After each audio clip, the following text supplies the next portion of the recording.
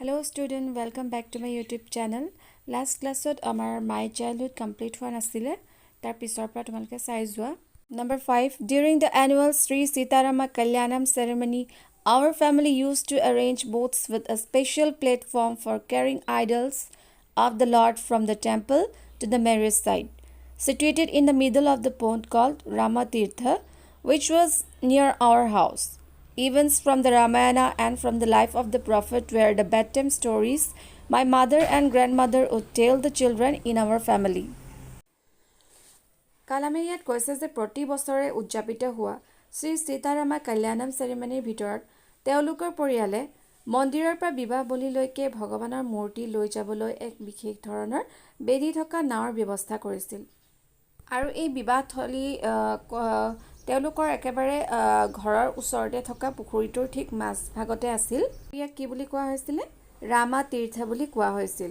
ছাত্ৰ ছাত্ৰীসকল, যেতিয়া তোমালোকে সৰু হৈ আছিলা তেতিয়া তোমালোকেও চাগে তোমালোকৰ আইতা বা ককাৰ পৰা বা মা দেউতাৰ পৰা তোমালোকে সাধু শুনিছিলা, বেড টাইম ষ্টৰী শুনিছিলা। বেড টাইম ষ্টৰী মানে কি? যেতিয়া সৰু মানে শুবৰ সময়ত যেতিয়া বিচনাত তোমালোকে সাধু শুনা, সেইটোকে বেড টাইম ষ্টৰিজ বুলি কয়।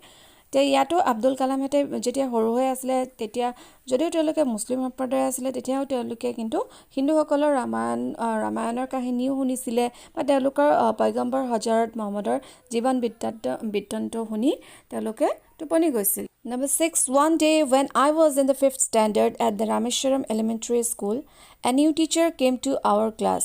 I used to wear a cap which marked me as a Muslim, and I always sat in the front row next to the Ramananda Shastri, who wore the sacred thread.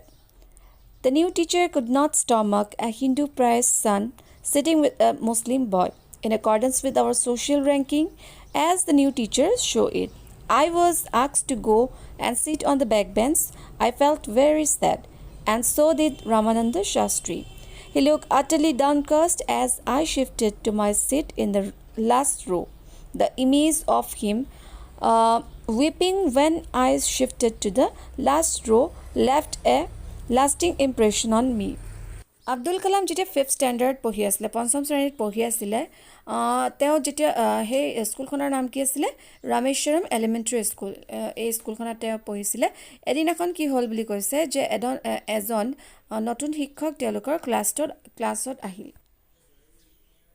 এদিনাখন যেতিয়া Abdul Kalam 5th standard পঢ়ি আছিলে, Rameswaram elementary স্কুলত পঢ়ি থাকোঁতে এজন নতুন শিক্ষক তেওঁলোকৰ ক্লাছত উপস্থিত হ'লহি।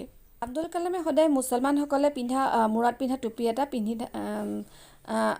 থাকে, আৰু সেই সময়টোতে পিন্ধি আছিলে। আৰু কি কৈছে বুলি কৈছে, আব্দুল কালামে সদায় প্ৰথম শাৰীত বহিছিলে, ফ্ৰণ্ট ৰত বহিছিলে।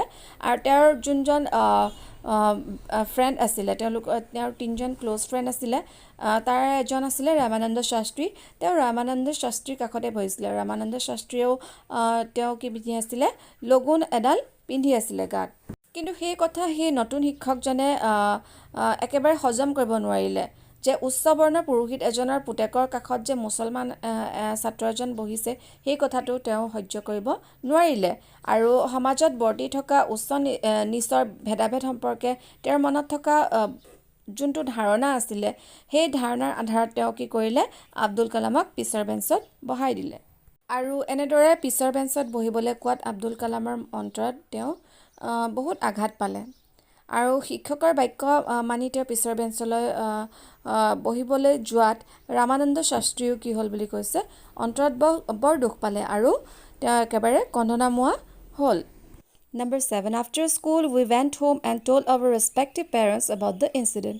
Lakshmana Shastri summoned the teacher and in our presence told the teacher that he should not spread the poison of social inequality and communal intolerance in the minds of the innocent children.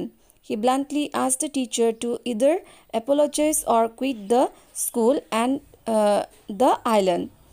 Not only did the teacher regret his behavior, but the strong sense of conviction Lakshmana Shastri conveyed ultimately reformed this young teacher. আৰু ইয়াৰ পিছত কি হ'ল বুলি কৈছে যে বিদ্যালয় যেতিয়া ছুটি হ'ল, ছুটি হোৱাৰ পিছত সকলোৱে নিজৰ ঘৰা-ঘৰি গুচি গ'ল আৰু নিজৰ মাক দেউতাকৰ আগত সেই ঘটনাটোৰ বিষয়ে ক'লেগৈ। তাৰপিছত লক্ষ্মণ শাস্ত্ৰী কোন আছিলে? লক্ষ্মণ শাস্ত্ৰী আছিলে ৰামানন্দ শাস্ত্ৰীৰ বাপেক। আৰু তেওঁ কি কৰিলে? শিক্ষকজনক মতাই আনিলে আৰু নিষ্পাপ বা সেই ইন'চেণ্ট ল'ৰা ছোৱালীৰ অন্তৰত এনেদৰে সামাজিক বৈষম্য আৰু সাম্প্ৰদায়িকতাৰ বিষ সুমুৱাই দিয়াৰ বাবে তেওঁ কি কৰিলে? সেই নতুন শিক্ষকজনক সকলো ল'ৰা ছোৱালীৰ আগত তেওঁ কি কৰিলে? গালি পাৰিলে। আৰু লগতে তেওঁ এই বুলিও ক'লে যে যদি শিক্ষকজনে তেওঁৰ নিজৰ বেয়া কৰ্মৰ বাবে ক্ষমা নোখোজে আৰু তেতিয়াহ'লে তেওঁ কি কৰিব লাগিব? সেই বিদ্যালয়ৰ লগতে সেই দ্বীপৰ পৰাও যাব লাগিব। তাৰপিছত নতুন শিক্ষকজনে তেওঁৰ নিজৰ বিহেভিয়াৰক লৈ পেলাই তেওঁ কি কৰিলে? দুখ প্ৰকাশ কৰিলে আৰু পশ্চাতাপ কৰিলে। তাৰপিছতে আৰু এনেদৰে কি কৰিলে বুলি কৈছে? লক্ষ্মণ শাস্ত্ৰীয়ে সেই সামাজিক সচেতনতা আৰু দায়বদ্ধতা সেই ডেকা শিক্ষকজনৰ অন্তৰটো সংশোধিত কৰিবলৈ পাৰিলে বা সক্ষম হ'ল। Next number 8. On the whole, the small society of Rameshwaram was very rigid in terms of the segregation of different social groups. However, my science teacher Sivasubramania Iyer, though an orthodox Brahmin with a very conservative wife, was something of a rebel. He did his best to break social barriers so that people from varying backgrounds could mingle easily. He used to spend hours with me and would say, Kalam, I want you to develop so that you are on par with the highly educated people of the big cities. On the whole মানে কি বুলি কৈছে? মুঠৰ ওপৰত কি আছিল বুলি কৈছে? ৰামেশ্বৰমৰ সৰু সমাজখনত খুব স্তৰীভূত আৰু ভিন ভিন সামাজিক গোষ্ঠীৰ মাজত বৰ্ণবৈষম্য খুব কঠোৰ আছিল। However মানে কি? যি কি নহওক বা যিয়ে নহওক তেওঁলোকৰ বিদ্যালয়ৰ বিজ্ঞান শিক্ষকজনৰ নাম কি আছিলে? শিৱসুব্ৰমণ্য আয়াৰ। তেওঁ এজন কি আছিল বুলি কৈছে? ব্ৰাহ্মণ আছিলে আৰু তেওঁৰ পত্নী আছিলে বৰ কনজাৰভেটিভ আছিলে। কনজাৰভেটিভ মানে কি? বৰ গোড়া স্বভাৱৰ আছিলে বা ৰক্ষণশীল আছিল বুলি কৈছে সমাজৰ। তথাপিও কিন্তু তেওঁ এজন কি আছিলে বুলি কৈছে? বিপ্লৱী আছিলে আৰু সমাজৰ বিভিন্ন বৰ্গৰ লোকে সহজে মিলামিছা কৰিব পৰাকৈ সামাজিক বৈষম্য দূৰ কৰিবলৈ তেওঁ চিন্তা আৰু চেষ্টা কৰিছিল। কিন্তু সেই ছায়েন্স টিচাৰজনে আব্দুল কালামৰ সৈতে বেছিভাগ সময় কটাইছিলে আৰু প্ৰায়ভাগ সময় তেওঁ এষাৰ কথা তেওঁক কৈছিলে যে কালাম, মই তোমাক এনেধৰণে গঢ়িব খোজোঁ যাতে তুমি ডাঙৰ চহৰ সংকিত মানুহবোৰৰ লগত সমানে ফেৰ মাৰিব পৰা হৈ উঠা। Number 9. One day he invited me to his home for a meal. His wife was horrified at the idea of a Muslim boy being invited to dine in her ritually pure kitchen. She refused to serve me in her kitchen. Sivasubramania Iyer was not perturbed, nor did he get angry with his wife, but instead served me with his own hands and sat down beside me to eat his meal. His wife watched us from behind the kitchen door. I wondered whether she had observed any difference in the way I ate rice, drank water, or cleaned the floor after the meal. When I was leaving his house, Sivasubramania Iyer invited me to join him for dinner again the next weekend. Observing my hesitation, he told me not to get upset, saying, once you decide to change the system, such problems have to be confronted. When I visited his house the next week, Sivasubramania Iyer's wife took me inside her kitchen and served me food with her own hands. এদিনাখন কি হ'ল? Abdul কালামক science teacher শিৱসুব্ৰমণ্য আয়াৰে কি কৰিলে? তেওঁৰ ঘৰত নিমন্ত্ৰণ কৰিলে আহাৰ গ্ৰহণ কৰিবলৈ আৰু ধৰ্মীয় ৰীতি নীতিৰে পবিত্ৰ ৰখা পাকঘৰ মুছলমান ল'ৰা এজনক খাবলৈ মতা দেখি তেখেতৰ পত্নীয়ে কি কৰিলে বুলি কৈছে? ভয়ত কঁপি উঠিল। আয়াৰৰ পত্নীয়ে তেওঁক ভিতৰত খাবলৈ দিবলৈ অমান্তি হ'ল।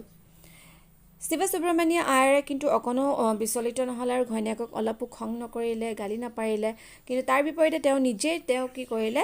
আব্দুল কালামক খাদ্য পৰিৱেশন কৰি কাষতে বহিবলৈ দিলে আৰু খাবলৈ দিলে। তাৰপিছত আয়াৰৰ পত্নীয়ে তেওঁলোকে খোৱা পাকঘৰৰ আঁৰৰ পৰা চাই থাকিল। আব্দুল কালামে মনতে ভাবিলে যে কিবা খোৱা বোৱাৰ ধৰণ বা খোৱা হলত মজিয়াখন পৰিষ্কাৰ কৰা কামতে কিবা ব্যতিক্ৰম পালে নেকি বুলি তেওঁ মনতে ভাবি থাকিলে। আৰু পিছত খোৱা বোৱা শেষ হোৱাৰ পিছত যেতিয়া বিদায় পৰ্ব আহিলে, বিদায় লোৱাৰ সময়ত তেওঁ কি কৰিলে, ছায়েন্স টিচাৰজনে আব্দুল কালামক পুনৰ পিছৰ সপ্তাহত ৰাতিৰ আহাৰ খাবলৈ নিমন্ত্ৰণ জনালে। আব্দুল কালামে অলপ অস্বস্তিবোধ কৰা যেন পাই তেওঁ ক'লে যে সমাজৰ এই সামাজিক পৰিৱৰ্তন বিচাৰিলে এনেকুৱা সমস্যাৰ আমি কি কৰিব লাগিব বুলি কৈছে, মুখামুখি হ'বই লাগিব।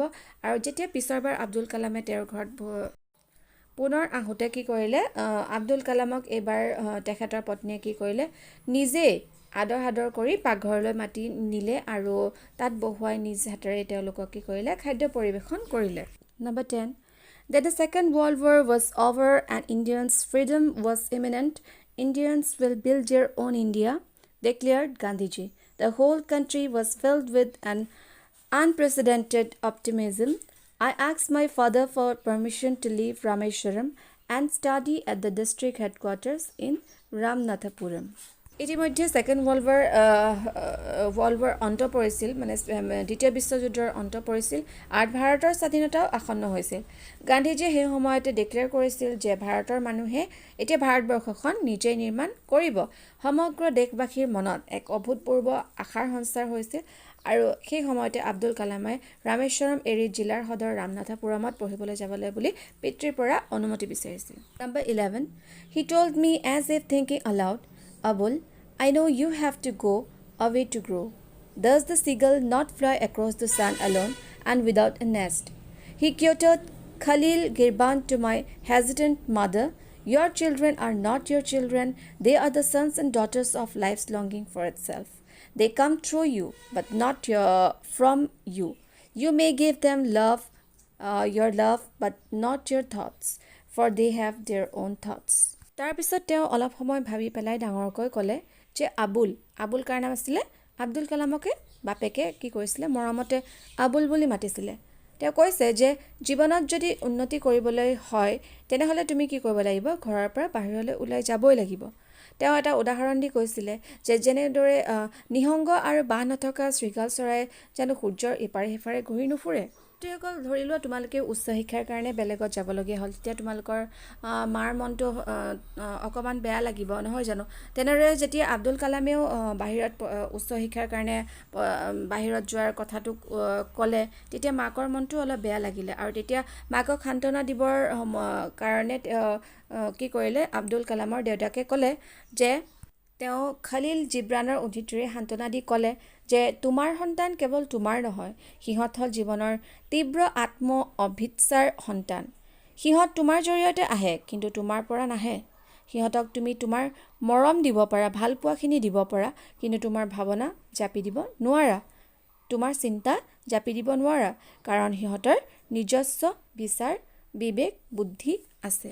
উদাহৰণস্বৰূপে ধৰি লোৱা তোমালোকৰ মা দেউতাই তোমালোকক ধৰি লোৱা তোমালোকে ইঞ্জিনিয়াৰ হোৱাটো বিচাৰে, ডক্টৰ হোৱাটো বিচাৰে, পুলিচ অফিচাৰ হোৱাটো বিচাৰে আৰু তোমালোকে হ'বই লাগিব বুলি কৈ দিলে, কিন্তু সেইখিনি কৰাটো উচিত নহয় যিহেতু তোমালোকৰ নিজৰ চিন্তাধাৰা আছে। তেনেহ'লে ছাত্ৰ ছাত্ৰীসকল আশা কৰিলোঁ তোমালোকে ভালদৰে বুজি পালা পাঠটি। আজিলৈ সামৰিছোঁ, ধন্যবাদ।